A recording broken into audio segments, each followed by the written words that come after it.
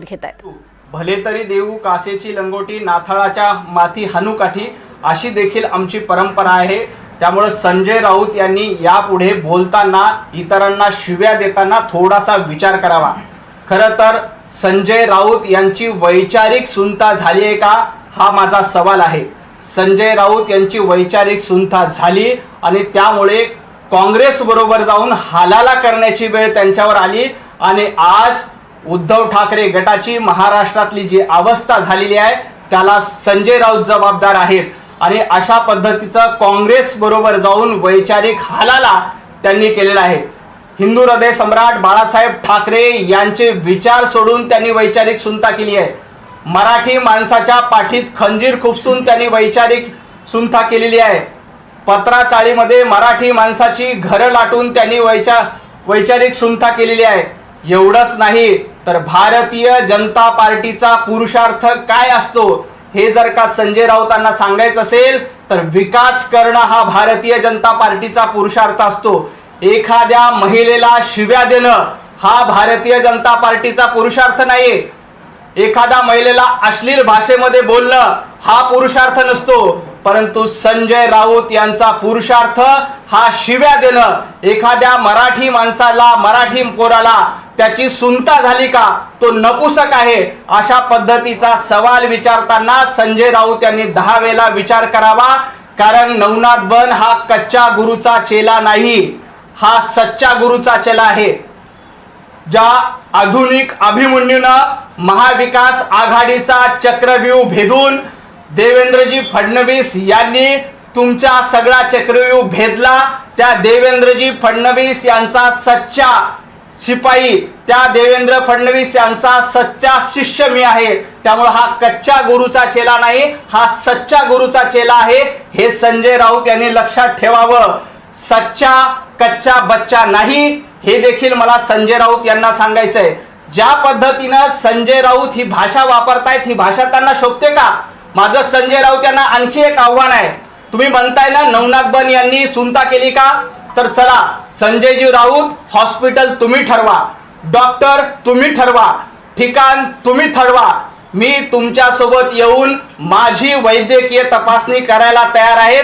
फक्त माझी एक अट आहे, संजय राऊत यांनी देखील माझ्या सोबत येऊन वैद्यकीय तपासणी करावी आणि आपल्या दोघांचीही वैद्यकीय तपासणी झाल्यानंतर त्याचं प्रमाणपत्र महाराष्ट्राला दाखवावं। संजय राऊत यांनी वेळ सांगावा, संजय राऊत यांनी ठिकाण सांगावं, संजय राऊत यांनी हॉस्पिटल सांगावं, संजय राऊत यांनी डॉक्टर सांगावा, त्या ठिकाणी मी यायला तयार आहे। आपण दोघांचीही तपासणी करू आणि खरी सुंता कोणाची झालेली आहे हे महाराष्ट्राला सांगू। संजय राऊत यांच्यामध्ये हिम्मत असेल, संजय राऊत यांच्यामध्ये दम असेल तर ते हॉस्पिटल सांगतील, ठिकाण सांगतील आणि आपण त्या दिवशी वैद्यकीय तपासणी करू। जर का संजय राऊत हे आव्हान स्वीकारणार नसतील तर संजय राऊत यांची सुंता झालेली आहे हे देखील महाराष्ट्राला कळून जाईल। संजय राऊत काय म्हणतात की 2014 नंतर महाराष्ट्र खड्ड्यात गेला। काय भाषा आहे तुमची?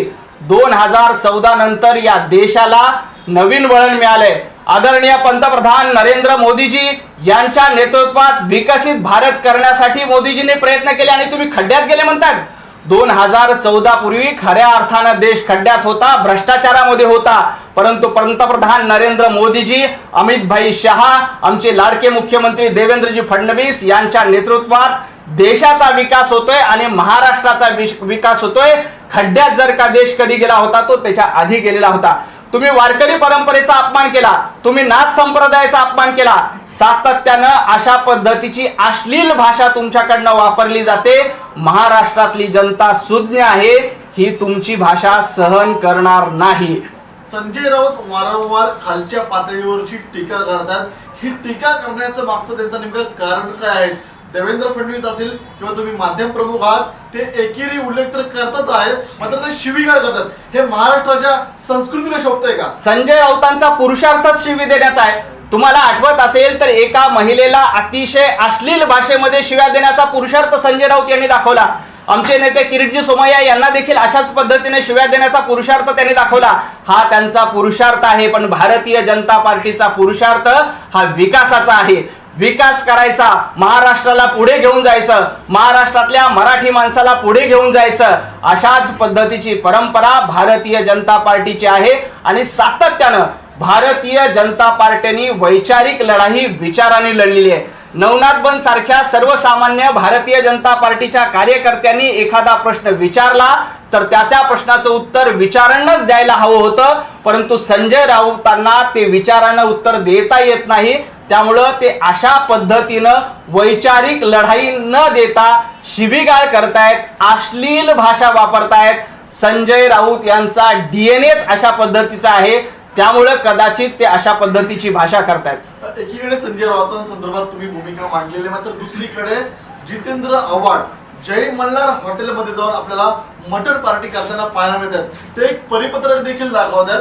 त्या परिपत्रकामध्ये ते म्हणतायत की फक्त जो 1988चा GR आहे त्यामध्ये कत्तलखान्याला बंदी होती, मात्र हे सरकार लोकांना मटण चिकन का खाऊ देत नाहीये, लोकांच्या अभिव्यक्ती स्वातंत्र्यावरती का घाला घालतंय. काय तुमची भूमिका आहे नवनाथ बन? जितेंद्र आव्हाड यांना माझा सवाल आहे, 1988 साली शरद पवार यांनी ज्या पद्धतीचा GR काढला त्याची अंमलबजावणी शरद पवार मुख्यमंत्री असताना केली.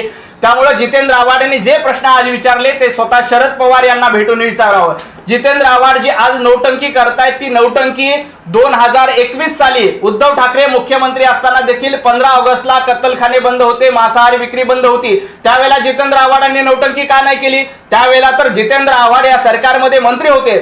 कदाचित उद्धव ठाकरे हे वाचून निर्णय घेत नाहीत, त्यावेळी घरी बसून निर्णय घेतात, त्यामुळे उद्धव ठाकरेंना माहीत नसेल, पण जितेंद्र आव्हाड तर मंत्री होते. आणि ते नवनाथ बन यांनी जोरदार टीका केलेली आहे आणि नवनाथ बन यांनी राऊतांनाच आव्हान दिलेलं आहे, तुम्ही डॉक्टर ठरवा, तुम्ही हॉस्पिटल ठरवा, वैद्यकीय चाचणी करायला मी तयार आहे, मात्र दोघांची एकत्रित चाचणी होईल आणि महाराष्ट्रासमोर त्याचा रिपोर्ट दाखवला जाईल असं म्हणत वैचारिक सुंठा ही सध्या राऊतांचीच झालेली आहे अशी टीका त्यांनी केलेली आहे.